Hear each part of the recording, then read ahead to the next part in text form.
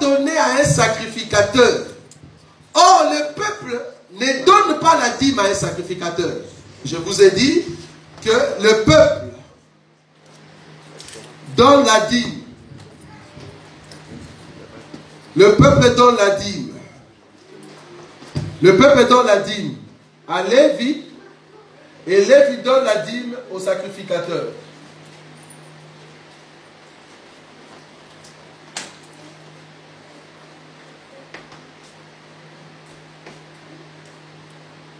Dîme. Dîme. Donc ça, c'est le 1/10. Et là aussi, c'est le 1/10. Est-ce que vous voyez ça? Amen. Je répète. Je cours ici pour vous montrer que la dîme d'Abraham, nous ne pouvons pas le donner. Et la dîme de Moïse, nous ne pouvons non plus donner ça. La dîme, la Bible dit que le peuple, il donne la dîme au Lévi. La dîme, c'est le 1/10. Et Lévi va enlever aussi 1/10. Il donne à qui? Au sacrificateur dans les temples.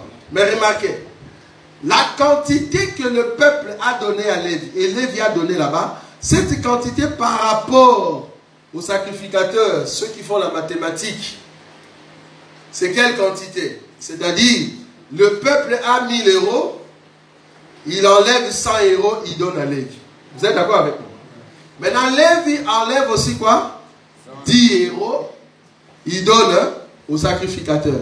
Les 10 euros par rapport au peuple, ça représente combien? Ce n'est pas une dîme. C'est combien? Non, non. 1 centime, merci. 1 centime, hein? Voilà. Je ne sais pas si vous avez compris. Je répète. Le peuple ne donne jamais la dîme au sacrificateur. Le peuple donne les 1 centime. Mais le peuple donne la dîme au Lévi. Et Lévi donne la dîme au sacrificateur. Mais le peuple, il ne donne pas la dîme au sacrificateur. La quantité du peuple, c'est les 1 centime. Amen. Vous avez vu ça? Amen. Donc, si Abraham a donné la dîme au sacrificateur, donc, comme on l'appelle dîme, c'est qu'Abraham n'est rien d'autre que Lévi. Vous avez vu ça? Amen. Pourquoi? Parce qu'Abraham a donné la dîme au sacrificateur. Oh, qui donne la dîme au sacrificateur? C'est Lévi.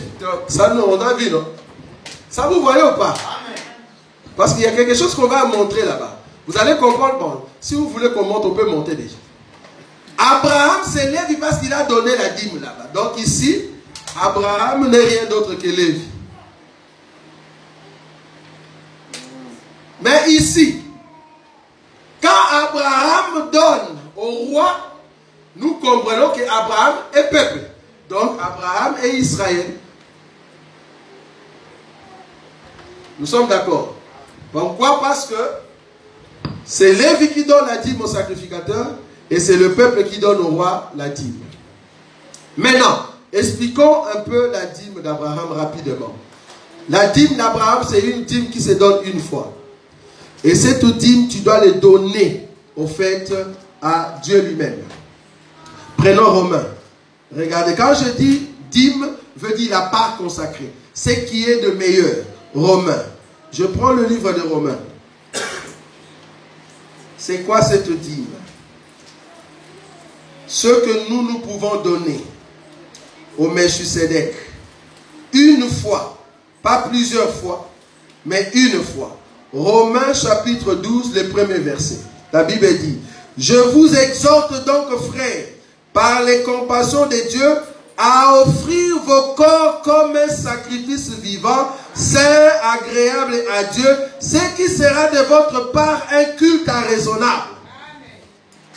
Nous tous, étant comme Abraham, nous voulons nous offrir auprès d'un sacrificateur qui va nous déchirer. Est-ce que vous voyez ça? Parce que le sacrificateur qui déchire l'animal que nous sommes n'est rien d'autre que notre Seigneur Jésus. Il faut nous offrir à ce Jésus-là comme un sacrifice de bonne odeur. C'est-à-dire, nos vies ont été données à Jésus une fois, pas plusieurs fois. une fois dans la vie, tu donnes ta vie à Jésus, tu es une offrande. C'est toi la dîme d'Abraham donnée au sacrificateur. Amen. Et ça, vous avez vu ça? Amen. Ça, c'est dans la révélation. Tu es au fait cette dîme qui se donne à Dieu. Parce que Abraham se remet entre les mains au fait du Seigneur qui est le Melchisedec. Mais remarquez, dans la maison d'Abraham, le 9/10 reste. Ah, nous comprenons qu'il y a deux peuples. Il y a la dîme et il y a le 9/10. Est-ce que vous voyez ça? Il y a la dîme et le 9/10. Donc, Abraham, si Abraham est peuple, et Abraham donne au sacrificateur, en d'autres termes, si Abraham est peuple, remarquez, si Abraham est peuple et qu'il veut donner au sacrificateur, Abraham a donné les 1/100. Vous êtes d'accord avec moi? Donc si Abraham c'est les 1/100, donc il y a les 99 centièmes qui sont restés. Nous comprenons que nous, Église, nous étions parmi les 100 brebis. La Bible dit Jésus avait 100 brebis et il y a une brebis qui s'est perdue. Il va laisser les 99. Est-ce que vous voyez ça? Jésus a laissé Israël les 99 pour venir nous chercher parce que nous sommes Abraham. Est-ce que vous voyez ça? Donc Abraham, c'est le peuple qui a été donné au sacrificateur pour que les sacrificateurs puissent nous déchirer. Amen. Je cours parce que ce sont de versets un peu que vous connaissez. Quand nous parlons d'Israël, nous disons toujours ceci. La Bible dit que quand Samuel disait à Israël, il dit, le droit du roi c'est quoi? Dans les droits du roi, le roi va prendre vos dîmes et il va le donner à ses serviteurs. Est-ce que vous voyez ça? Il va prendre la dîme et il va le servir pour sa maison. Maintenant, il y a une écriture. J'ai rencontré un homme de Dieu qui a tordu le sens de cette écriture. Le frère Kachama va nous chercher cette écriture. Là où Jésus est en train de dire à Pierre, va dans la bouche du poisson. Est-ce que vous voyez ça? Vous voyez cette écriture-là? Il lui dit, va dans la bouche du poisson, ouvre, tu vas prendre les starters. Je crois que c'est les starters. Hein? Et tu vas payer au fait l'impôt pour deux peuples.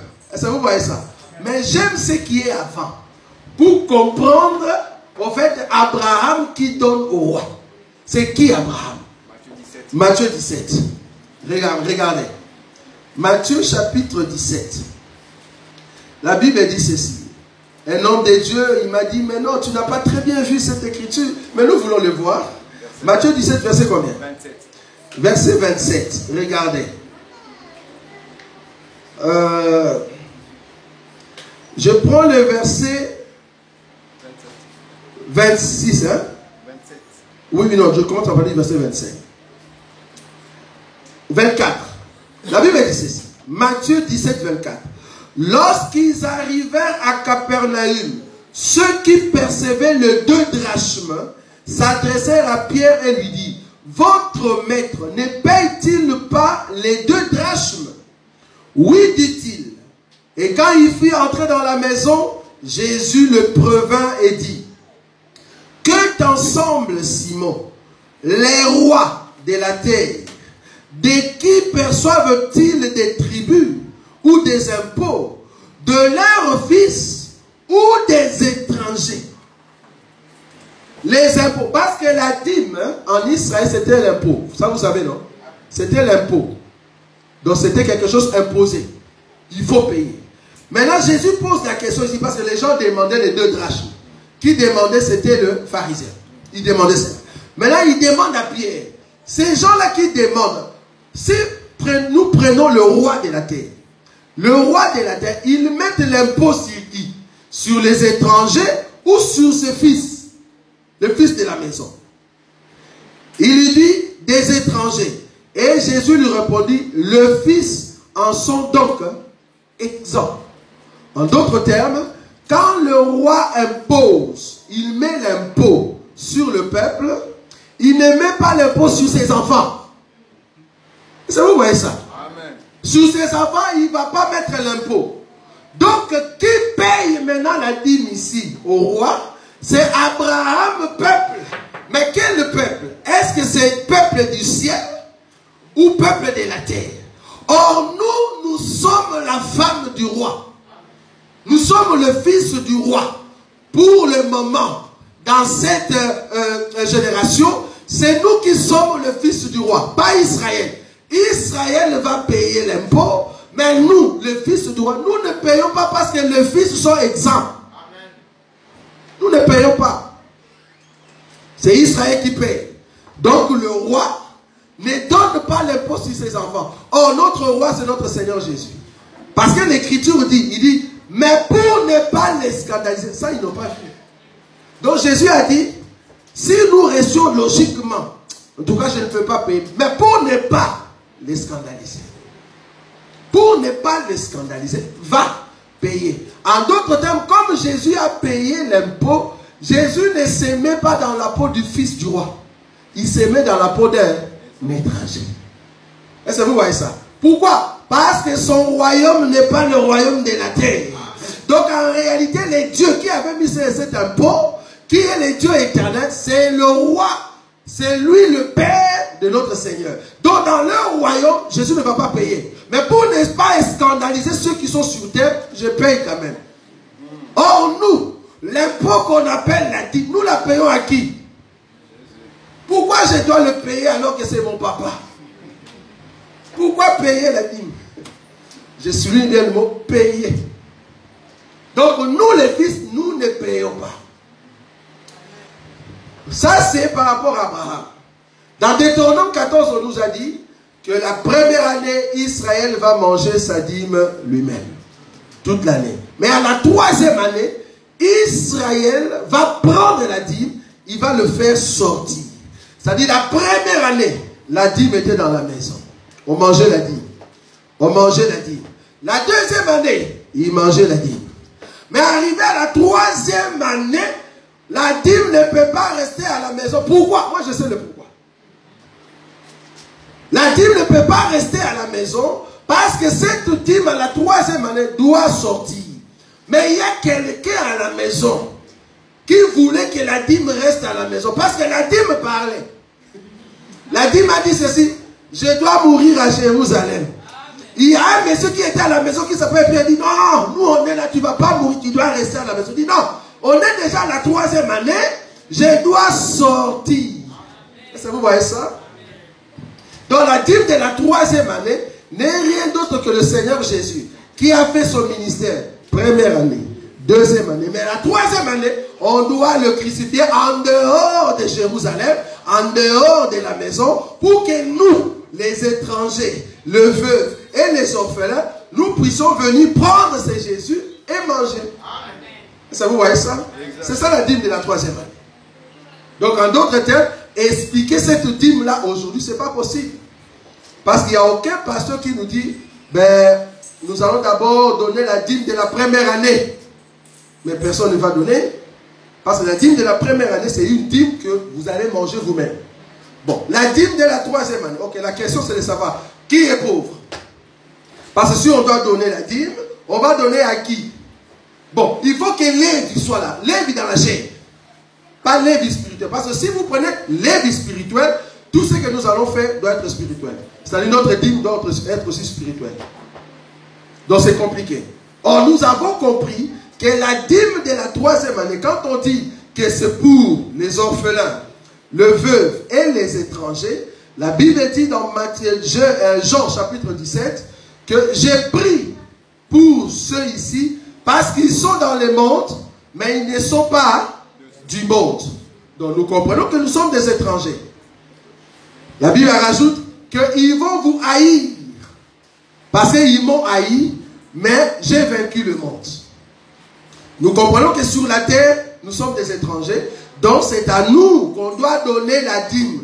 Mais quelle dîme? L'argent? Non. La dîme en question, Israël a jeté Jésus dehors. Nous avons pris cette dîme. Nous sommes des orphelins. Quand on dit orphelin, c'est-à-dire ton père et ta mère sont morts. Vous êtes d'accord avec moi? Maintenant, quand est-ce que notre papa était mort? C'est quel papa? C'est l'ancien papa. Regardez. Romains chapitre... Voilà, on a encore les temps. Romains chapitre 8. La Bible dit ceci. Romains chapitre 8. Romains chapitre 8, le verset 14. Car tous ceux qui sont conduits par l'Esprit de Dieu sont fils de Dieu. Et vous n'avez point reçu un esprit de servitude pour être encore dans la crainte. Mais vous avez reçu un esprit comment? Un esprit d'adoption par lequel nous crions comment? Donc, il faut qu'un esprit d'adoption. Qui dit adoption? C'est-à-dire, j'avais un papa, mais le papa est mort. Il y a un autre papa qui est venu m'adopter. Et comme il m'a adopté, je l'appelle papa. Mais je l'appelle papa parce que mon papa est mort. Maintenant, un autre papa vient me prendre, je l'appelle maintenant Abba Père. Or, le papa qui dirigeait notre vie, parce que qui dit papa, c'est l'autorité. Donc, nous étions sous la puissance du péché. Nous étions sous la puissance de Satan.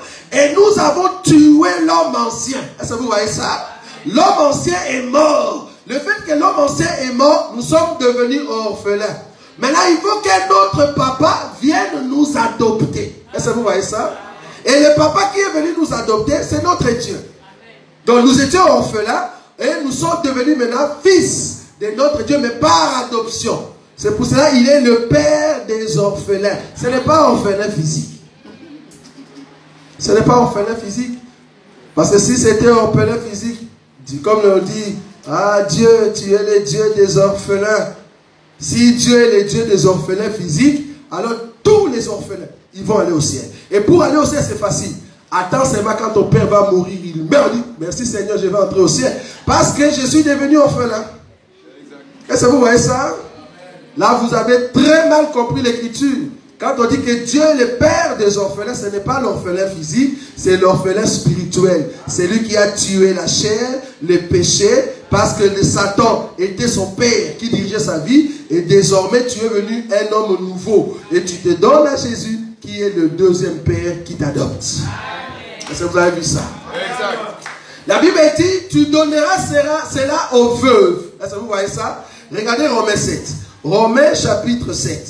La Bible dit le verset 2. Ainsi une femme mariée est liée par la loi à son mari tant qu'il est vivant. Mais si le mari meurt, elle est dégagée de la loi qui l'a liée à son mari. Si donc du vivant de son mari, elle devient la femme d'un autre homme, elle sera appelée adultère. Mais si le mari meurt, elle est affranchie de la loi de sorte qu'elle ne point adultère en devenant la femme d'un autre. Ici, l'homme qui était notre mari, c'est que nous aimions beaucoup avant. C'était le péché. Nous étions liés au péché.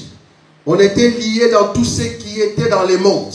Mais depuis le jour où le Seigneur nous a aimés, qu'est-ce que nous attendions? Nous avons fait mourir cet homme qui régnait sur nous, c'est-à-dire le péché, la loi, les diables. Nous l'avons crucifié. Et depuis lors, nous sommes devenus une veuve. Parce que notre mari est mort. Si ton mari est mort, tu deviens veuve. Donc du coup, comme on est veuve, alors Jésus peut maintenant nous prendre. Peut maintenant nous prendre. Ce que j'aime dans cette histoire, Jésus nous voyait quand nous étions encore dans le péché. Il nous regardait, il nous a aimés. Parce que la Bible dit, nous baignons dans le sang. Et nous étions en train de se laver. Lui, comme David, il nous regardait au-dessus. Est-ce que vous voyez ça? Il était sur l'escalier, il nous a aimés. Il voulait savoir qui était le mari de cette femme. Et qu'est-ce qu'il a fait? Il a pris une lettre. Il a amené cet homme au devant. Afin que cet homme puisse quoi? Mourir. Afin de prendre cette femme. C'est comme ça avec notre Seigneur Jésus. Il a pris le diable, il a crucifié à la croix. Après avoir crucifié le diable, il vient nous prendre. La Bible dit, nous étions encore pécheurs. Christ est mort pour nous. Il nous a aimés alors que nous étions la femme de Satan. Est-ce que vous avez vu ça? Amen. Il nous a aimés alors que nous étions encore dans le péché. C'est ça son amour. Exact. Et quand le péché est mort, Nous sommes devenus veuves. C'est là-bas qu'il vient maintenant nous épouser. Donc quand la Bible dit Dieu ou l'Éternel est le père et le mari de veuves, hein? Comme les gens prient, ah non Seigneur, tu es le père des orphelins, le mari de veuves. Donc dans ta tête, je dis veuve, c'est ma maman. Donc le fait que papa n'est plus là, donc c'est ma maman. Seigneur, je prie pour ma maman. Elle est déjà veuve. Toi, tu es le mari de... Donc tu penses que Dieu étant mari de... Mais ta maman va aller au ciel. Pour aller au ciel, c'est facile. Attends seulement que ton mari meure. Tu vas te rendre au ciel. Est-ce que vous voyez ça? Si c'est ça la porte pour aller au ciel, parce que Dieu est le mari de veuve, alors si ton homme meurt, tu vas aller au ciel, ne prie plus. Il ne faut plus prier. Parce que tu es veuve. Toutes les veuves vont aller au ciel. Là, vous avez compris en français. Parce que nous comprenons spirituellement. Veuve veut dire une personne qui autrefois était sous la puissance d'un homme qu'on appelle Satan, sous la puissance du péché, et que le péché est mort. Et désormais tu deviens libre. Tu peux maintenant épouser la vérité qui n'est rien d'autre que Jésus-Christ. Les maris de veuves, les pères des orphelins. Est-ce que vous avez vu ça? Donc nous sommes étrangers quand on monte, nous sommes orphelins quant au péché, et nous sommes veuves quant au péché. Et c'est comme ça que Jésus nous a adoptés, nous a épousés, et nous appartenons maintenant à Jésus. Or Jésus, c'est lui la dîme, la part consacrée de Dieu, que Israël a jeté dehors, et il nous a donné cela la 3e année. À la 3e année, c'est-à-dire quand Jésus a totalisé les 3e année de son ministère, on l'a jeté dehors parce que Israël ne voulait pas manger cette dîme. Est-ce que vous voyez ça? Amen. Là, j'ai survolé parce que c'est très profond, c'est très long. Donc, j'ai expliqué que Abraham, étant peuple, il donne à Lévi, étant peuple, s'il donne au sacrificateur, alors ça sera le 1/100. Or, qui dit 1/100, c'est-à-dire il y a les 99 qui restent. Or, la Bible dit, Jésus dit une parabole qu'il y avait 100 brebis. Si un seul de ces brebis se perd, il va laisser quoi? Les 99. Il va aller chercher le 1 ou la une brebis. Quand il va trouver cette brebis, qu'est-ce qu'il va faire? Il va appeler tout le monde pour fêter. Pas pour les 99, mais fêter pour la seule brebis. Nous comprenons que nous sommes la seule brebis qui était perdue. Et Jésus a laissé Israël. Il est venu nous chercher. Bientôt, il va nous porter sur ses épaules. Regardez l'écriture. Sur les épaules. Il nous porte pour nous voir entrer dans sa maison afin d'organiser une fête qu'on appelle la fête des noces. En d'autres termes, c'est l'enlèvement. Et nous allons chérir notre Seigneur dans les ciels. Est-ce que vous voyez ça? Ce n'est qu'après, il va nous mettre ensemble avec les 99. Mais là-bas, ça sera le millénium. Mais d'abord, il faut fêter avec la brebis. Donc, il va appeler tout le monde. Venez voir la brebis qui était perdue. J'aimerais voir ces jours-là, les gens qui vont venir. Je dis, Seigneur, montre-moi ces gens qui vont venir nous voir. Parce que nous étions perdus. C'est pour cela que nous disons, pour aller au ciel, il faut que tu sois la personne qui est venue du ciel. Comprenez que nous venions de sa maison, nous sommes sortis, nous sommes perdus, il nous a cherchés et il nous remet à la maison. Il faut venir de la maison pour rentrer à la maison. Tu ne peux pas rentrer à Canaan si tu ne viens pas de Canaan. Nous sommes en Égypte, oui, mais nous venons de Canaan et nous allons rentrer à Canaan. C'est très important. Donc tous ceux qui vont aller au ciel, ce sont ceux qui viennent du ciel. On a été étonné de voir un homme, il a mis le titre et il dit, est-ce que Jésus-Christ est le sauveur de l'humanité? Bon, peut-être c'est là-bas que je vais terminer. Est-ce que Jésus-Christ est le sauveur de l'humanité? Lui, il prend le livre de Jean. Jean chapitre 3, le verset 16. Car Dieu a tant aimé le monde qu'il a envoyé son Fils, afin que quiconque, tu vois, quiconque veut dire quiconque. Quiconque veut dire tout le monde. Toute personne qui veut s'approcher. Nous disons non, là tu as lu un verset. On ne peut pas approuver tes paroles avec un seul témoin. Cherche-nous le deuxième témoin de quiconque. Si tu n'as pas ce témoin, nous l'avons. Voilà le deuxième témoin. Jean. Les quiconques, c'est qui les quiconques? La qualité de quiconque, ce n'est pas n'importe qui. Qui est quiconque? Jean chapitre 1er, les quiconques. Là tu as lu en français quiconque. Le verset 12. Jean chapitre 1er, verset 12. Voilà les quiconques.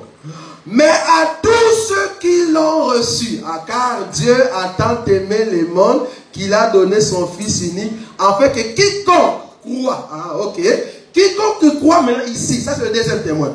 Mais à tous ceux qui l'ont reçu, à ceux qui croient en son nom, elle a donné le pouvoir de devenir enfants de Dieu. La Bible n'est pas encore finie.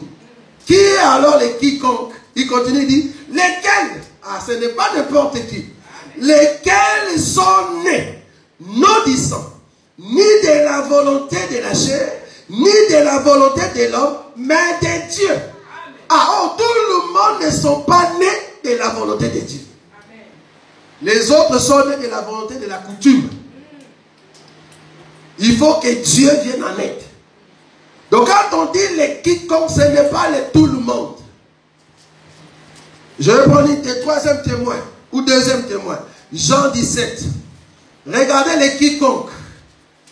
Pour ceux qui pensent que Jésus-Christ est le sauveur de l'humanité. Regardez les quiconques. Jean chapitre 17. Je prends cette écriture. Je prends Jean 17. Je commence à partir du verset 12. À partir du verset 12. Non, à partir du verset 9. Voire même 7. Maintenant, ils ont connu que tout ce que tu m'as donné vient de toi. Bon, j'ajoute quand même le verset 3. Jean chapitre 17, verset 3. Or, la vie éternelle, c'est qu'ils te connaissent, toi, le seul vrai Dieu, et celui que tu as envoyé, Jésus-Christ. Je l'ai glorifié sur la terre. J'ai achevé l'œuvre que tu m'as donné à faire. Et maintenant, toi, Père, glorifie-moi auprès de toi-même, de la gloire que j'avais auprès de toi avant que le monde soit. 6. J'ai fait connaître ton nom aux hommes que tu m'as donnés. Est-ce que les hommes, c'est les quiconque? Est-ce que c'est tout le monde? Regardez. J'ai fait connaître ton nom aux hommes que tu m'as donnés du milieu du monde.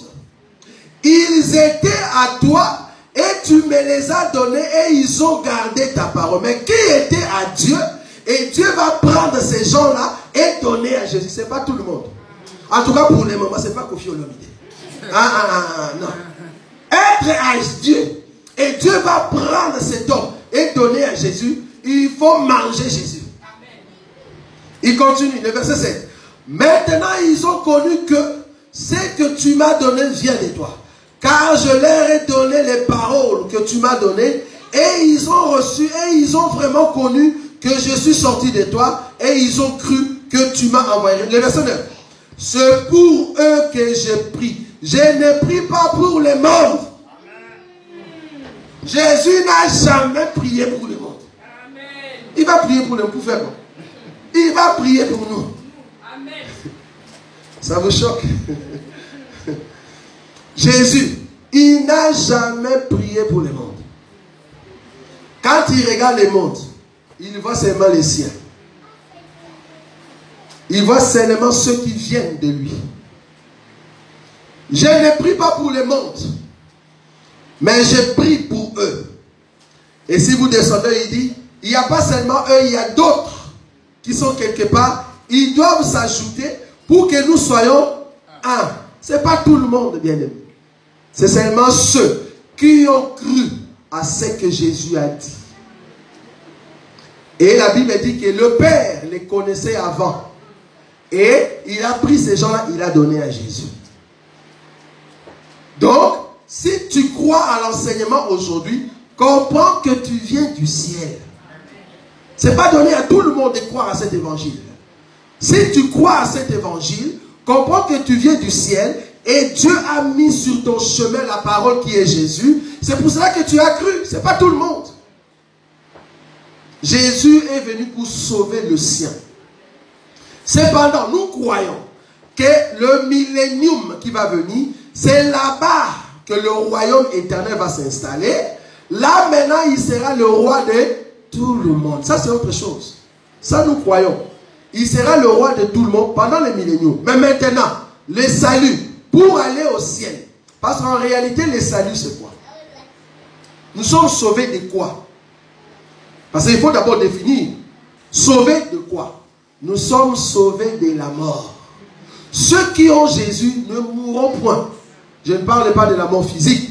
Je parle de la mort éternelle. Ceux qui sont en Jésus-Christ, ils ne vont plus mourir. C'est ça le salut. C'est ça le salut. Le salut, quand Dieu te le donne, c'est-à-dire que tu ne vas plus connaître la mort éternelle.